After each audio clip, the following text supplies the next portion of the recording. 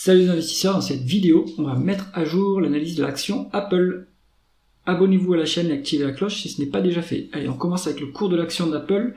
On est à 10-15% des plus hauts de décembre 2024. Est-ce que c'est le moment de s'intéresser à l'action? Regardons ça. Donc on a la publication des résultats sur le troisième trimestre de l'action de l'entreprise.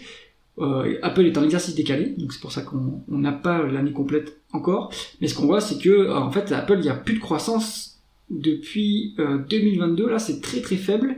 On est sur une croissance médiane de 5,5 sur la période de 10 ans, mais sur les 12 derniers mois à décembre 2024, on est sur 2,5 de croissance, ce qui est quand même très faible.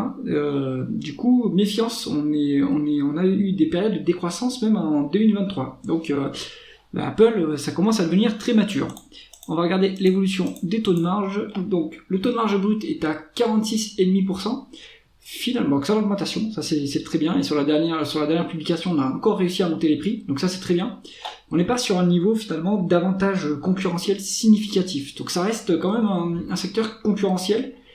On est sur du hardware quand même, encore. Donc là-dessus, Apple n'a pas un niveau d'avantage concurrentiel qui serait à 60% et au-delà.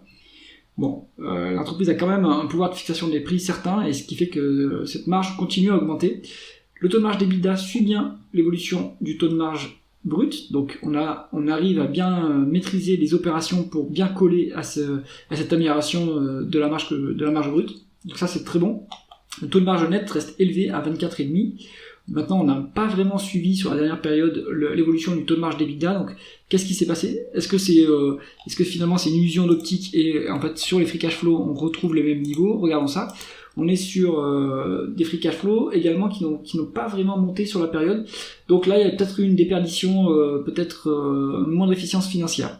Bon, on reste quand même sur des niveaux élevés et qualitatifs pour l'entreprise. Donc ce qu'on voit ici, c'est qu'on est quand même sur des taux de marge qui montrent que l'entreprise est bien gérée.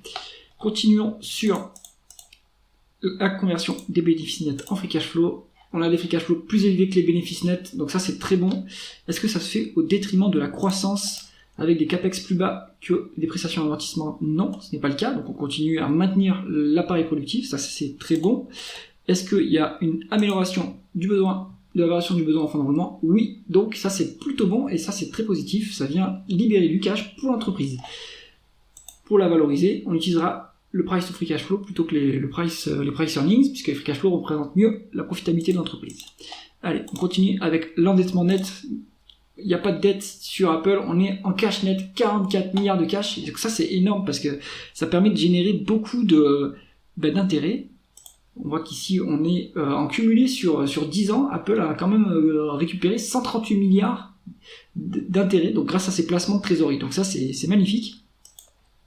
Maintenant, est-ce que l'actionnaire est bien traité chez Apple? On regarde ce qui se passe en termes de rendement du dividende. Donc on a 15 milliards de dividendes sur le market cap de 3,5 trilliards. Alors on va calculer ça rapidement.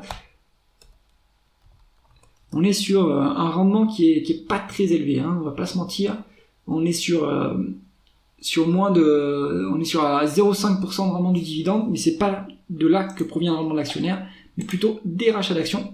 Comme on peut le voir ici, depuis 2013, Apple a pratiquement à la louche, racheté la moitié de ses actions pour les annuler. Donc c'est très beau, ça augmente beaucoup le rendement de l'actionnaire, ce qui explique qu'on a un rendement de l'actionnaire total à plus de 3,5%. Donc ça c'est très bien.